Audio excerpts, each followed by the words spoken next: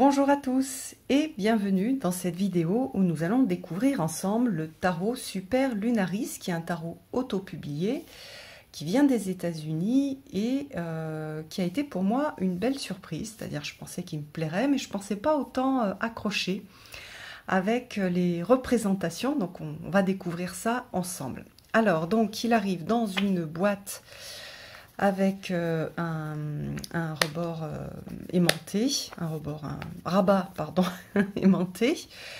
On a une petite présentation derrière, donc c'est un jeu, vous allez voir, il y a juste des petites, comment dire, une petite feuille pliée avec les mots-clés, mais il n'y a pas de guidebook.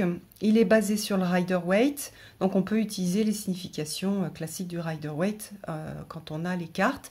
Mais c'est aussi, je trouve, un joli jeu pour faire de la projection, donc du travail psychologique, mais vous allez voir pourquoi.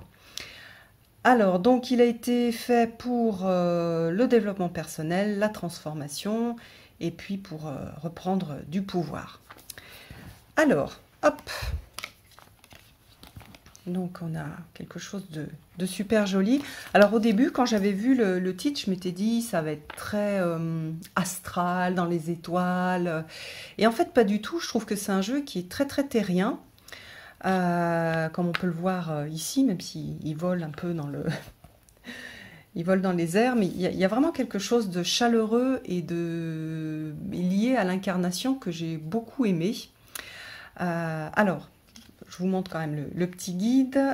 Hop, donc voilà, un petit guide comme ça, avec pour chaque carte. Alors attendez, là par exemple pour les bâtons, on a des mots-clés. Alors c'est super bien pour les gens qui partent avec leur jeu et qui n'ont pas forcément besoin d'un livre. Pour les débutants, peut-être que vous aurez envie d'avoir un livre avec des tirages, avec des explications, avec voilà pourquoi est-ce qu'on voit telle ou telle chose sur la carte. Donc ça on n'a pas. Donc voilà, à vous de voir. Et de toute façon, pour les significations, on va dire profondes des cartes, pour avoir plus de détails, vous pouvez prendre un autre jeu qui est basé sur le Rider. Voilà. Alors, hop. Alors voilà, elle est sublime cette boîte. Toute simple, mais magnifique. Alors ensuite, voilà le dos, qui est aussi magnifique. Des tranches roses qui sont très très belles. J'aime beaucoup ce rose pâle. Les cartes sont toutes... c'est des cartes qui chantent, c'est-à-dire, je ne sais pas si vous entendez, mais donc elles glissent bien et elles ont un fini qui fait un bruit particulier que j'aime beaucoup, et les cartes ont une odeur que j'aime beaucoup aussi. Donc voilà, pour le côté sensuel des cartes. Alors, donc, on va voir sur les cartes des personnages, donc des photos. C'est pour ça que moi, j'étais pas trop sûre de comment j'allais, réussir à bien me connecter au jeu.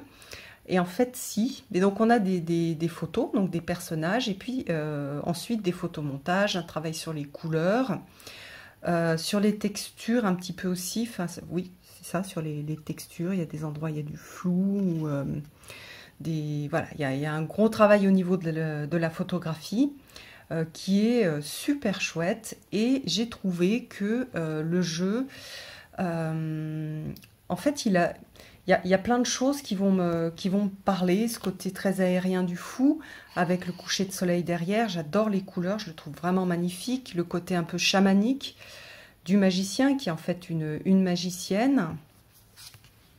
Voilà, même chose pour la grande prêtresse, qui est vue comme étant l'ancienne. Donc ça aussi, j'ai bien aimé cette représentation.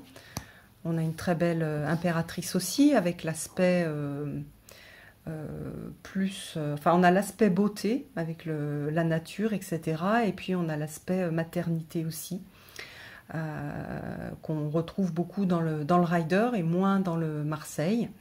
Donc on a voilà aussi une belle carte. Et on est dans un monde... alors on est dans un monde moderne, c'est-à-dire que même pour les cartes comme celle-ci, qui pourrait faire peut-être ancienne, vous voyez, elle a des bagues modernes et ses habits sont des habits modernes. Voilà, l'empereur. avec, en fait, c'est une femme. Le hiérophante. Donc, on a des traditions qui sont différentes. C'est un jeu qui va faire un petit peu voyager. Je trouve que c'est un jeu qui est un peu... qui a essayé, en tout cas, et je trouve que c'est pas mal réussi, de donner comment dire, une impression de faire partie du monde et de la diversité du monde. Donc je trouve que bah, c'est voilà, c'est un chouette jeu pour ça. Alors c'est favorisé par le fait qu'il n'y a pas de thème particulier. Quand on va faire un jeu nordique ou celte, bah, c'est plus difficile. Mais là, bah, il a ce côté joyeux et ce côté voyage. Donc je pense que c'est aussi un jeu qui va plaire aux gens qui ont voyagé. On a tout type de personnes aussi. Voilà, l'ermite. Donc là, on a plutôt une image de sorcière. La roue. Ça... La justice. On a un petit côté avalonien. Donc c'est pareil. En fait, il aurait mérité, je pense, d'avoir un livre d'accompagnement avec des explications, plus d'explications sur le choix des illustrations. Mais vous voyez qu'on retrouve une justice assez classique avec l'épée et zut, la balance. Voilà, donc on n'est pas perdu sur ces cartes-là. Voilà, le pendu qui est appelé le suspendu. La mort, très joli avec la petite graine. Donc c'est un jeu aussi parce que il y a ces représentations de personnages et il y a des choses, pas mal de choses, hein, c'est pas juste des symboles, il y a pas mal de choses qui se passent sur la carte. Donc c'est un jeu dans lequel on va pouvoir se projeter assez facilement pour projeter en fait son monde intérieur. Donc c'est un jeu intéressant en psychologie, pour faire du shadow work, pour travailler sur soi, pour voir voilà qu'est-ce qui va pas. Et on va pouvoir utiliser donc soit céder des mots du tout petit livret, soit voir qu'est-ce que je projette. Et en fonction de la question, je ne vais pas forcément voir les mêmes choses sur les cartes et ça va me donner des indications sur ce qui se passe pour moi. Donc je le redis, quand on fait de la projection, qu'on fait du travail psychologique, on va raconter une histoire. C'est-à-dire, moi, je vois une jeune fille. Alors selon mon état d'esprit, je vais voir peut-être une jeune fille qui est bien, qui est nue, qui se sent bien dans son environnement, etc. Ou alors je vais voir un danger, attention, il y a quelque chose qui peut sortir de l'eau. Voilà, donc je ne vais pas me servir spécialement de l'interprétation de la carte. Je peux le faire, c'est-à-dire si je la connais, ça va peut-être un petit peu m'influencer ou non, parce que moi, pas forcément en fait. Quand je fais ce type de travail, je ne suis pas forcément influencée par la signification de la carte. Je me laisse vraiment aller et parfois je vais voir des choses qui sont pas vraiment sur la carte. Par exemple ici, si je regarde en un coup d'œil, ça va me faire penser à Salvador Dali avec ses montres molles. Donc il y a l'histoire du temps, de la relativité du temps. Donc c'est des choses, c'est parce que je suis en train de traverser quelque chose de particulier lié au temps, et c'est pour ça que c'est ça qui va me venir en tête. Donc quand on fait de la projection, on est vraiment en expression libre, on se laisse aller. On raconte une histoire un petit peu, si on est un peu bloqué, une histoire par rapport à ce que l'on voit. Voilà, d'où vient la personne, où elle va, qu'est-ce qui se passe pour elle, est-ce qu'elle est dans un environnement sécure ou non, etc. Voilà, c'est ce type de questions qu'on va se poser. Le monde. Voilà, il est magnifique ce bâton. J'adore les as. Il est super joli. Donc vous voyez qu'il y a un travail donc, de photographie. On va avoir des dessins qui vont être ajoutés avec des textures différentes. Vous voyez qu'ici on a un petit château. Donc voilà, bon, je travaille beaucoup avec les légendes arthuriennes, donc ça peut me faire penser aussi à la figure de l'ermite si je fais de la projection, parce qu'en ce moment je suis beaucoup dedans. Donc voilà, il faut bien se laisser emporter. J'adore cette carte parce que si c'est une partie de ma vie, les promenades, puis trouver aussi voilà, une carte, trouver son chemin, c'est aussi des choses qui sont importantes pour moi. Donc j'aime beaucoup, beaucoup cette carte. Ça me fait penser un petit peu bon, aux Alpes, mais aussi à la Suisse. Voilà, là on dirait un tableau de Monet. Très beau. Donc là, vraiment, c'est la carte du rider avec le personnage, les bâtons et les bateaux que l'on voit à l'horizon, sur la mer. J'adore celle-ci, ce cadre de bâton, avec cette célébration un petit peu particulière, cette rencontre aussi, la célébration d'être ensemble, ouais, j'aime beaucoup. Elle est très très jolie. Le 5 de bâton.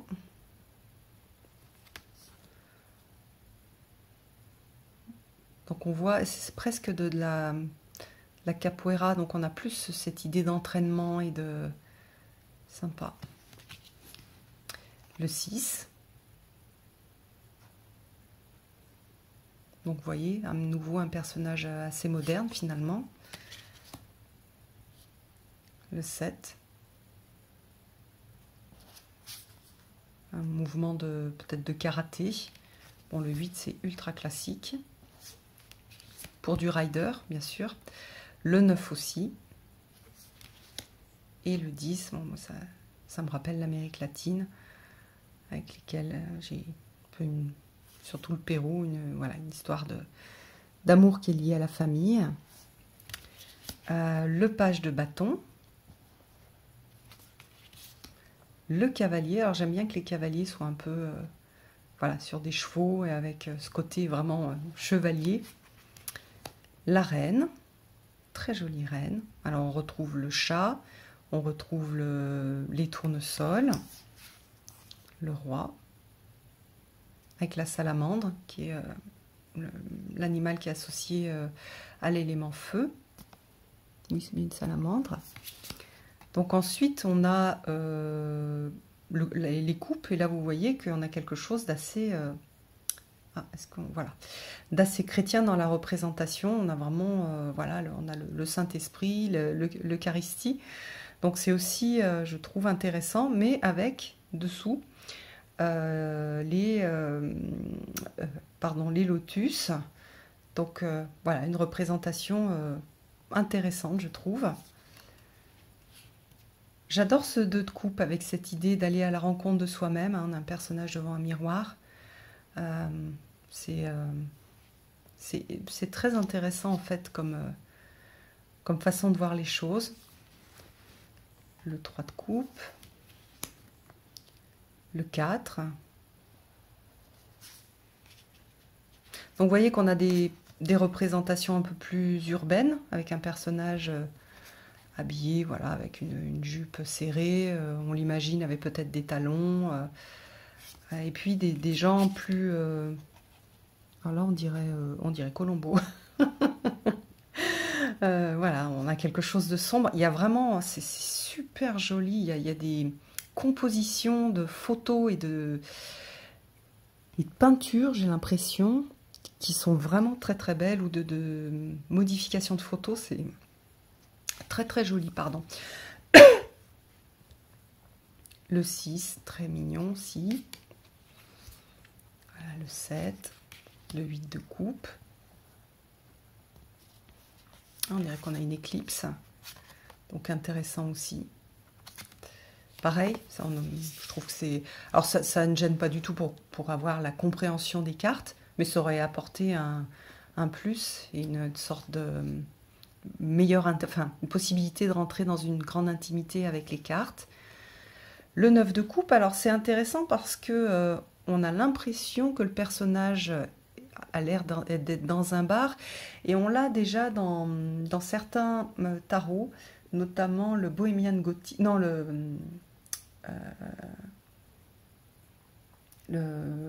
comment il s'appelle, un tarot de Baba Studio, où on a le thème aussi avec le 9 de coupe de l'alcoolisme. Donc je trouve que c'est aussi intéressant de pouvoir se projeter sur ce 9 de coupe avec cette idée de peut-être d'addiction. Donc avec ce côté sombre du 9 de coupe. Et puis le 10 de coupe. Le page. avec le petit poisson qui sort, hein, comme dans le page de coupe du rider, le cavalier, la reine et le roi. Donc vous voyez que le couple roi-reine n'est pas forcément un couple qui va ensemble. On va avoir des personnages qui, enfin là les deux sont au bord de la mer, mais qui sont pas forcément au même endroit, ils font pas forcément partie d'une vraie famille et d'un vrai couple. Alors, l'as d'épée, le 2, très beau, le 3 d'épée. Donc on n'a pas quelque chose de... C'est sympa aussi, pas quelque chose sur le cœur, on a quelque chose lié à la tête, et ça je trouve très intéressant aussi, puisqu'on a bon, on a la souffrance hein, du 3 d'épée, dans son aspect sombre qui est représenté ici. Alors le 4, une image très romantique. Le 5, avec la guerrière. Le 6.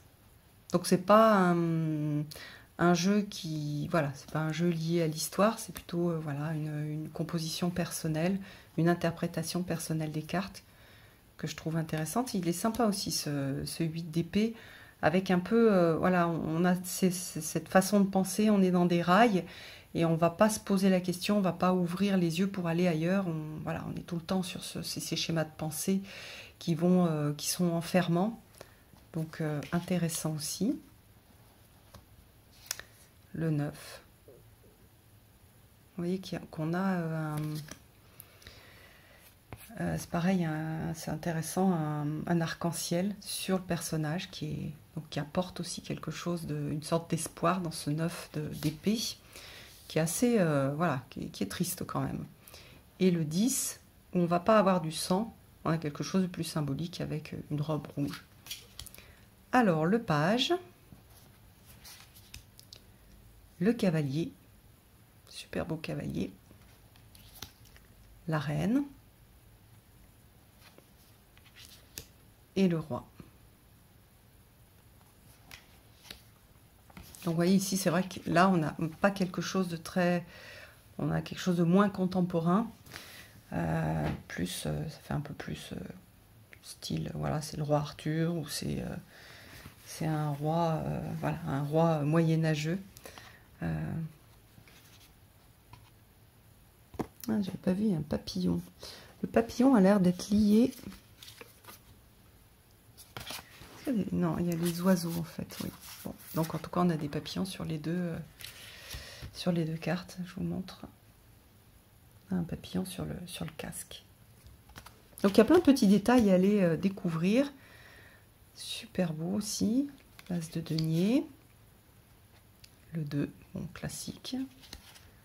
Le 3, même chose, c'est classique. Je vous montre un peu les personnages. Vraiment, vraiment joli. Un beau travail, un beau et un gros travail au niveau des images, en fait. C'est vrai qu'il y a photomontage et photomontage, il y a juste superposé quelques images, mais là, il y a un vrai travail artistique qui est réalisé. Le 6, très rider. Le 7 aussi. Qu'est-ce qu'on voit derrière? On dirait du street art. Oui, c'est ça. Des graffitis. Bon, pareil, assez rider. Le 8, le 9, elle est super jolie. Je la trouve très inspirante. J'aime bien parce que d'avoir choisi un personnage un peu plus vieux, ça aussi, ça montre aussi ce côté du 9 de denier, avec l'idée de oui, on a réussi, mais on a mis le temps et on a mis les moyens, l'énergie, etc. Donc c'est très intéressant. Alors là, on est en Inde, peut-être au Pakistan. Le page, le cavalier, très joli. Ça fait un peu ancien aussi, là. la reine, on dirait la reine des fées. Et puis le roi. Et là, on est dans les 1001 nuits, peut-être. Enfin, pas tout à fait, on est en Inde. Donc, en conclusion, je trouve que c'est vraiment un jeu très très sympa, qui est assez universel, qui va permettre de faire plein de choses. Donc, soit des tirages divinatoires, soit des tirages divinatoires, mais avec des méthodes de narrative, soit des tirages psychologiques. C'est un jeu qui va bien, si vous voulez l'associer avec des oracles, prenez... je trouve que c'est un jeu qui va très bien avec des oracles qui sont assez... comme celui-ci, le Multidimensional Deva. Des oracles assez abstraits, où l'image n'est pas trop chargée. Donc attendez, je vais vous montrer un petit peu. Donc voilà, par exemple... hop, ce type d'oracle va très bien, très bien avec, avec le jeu.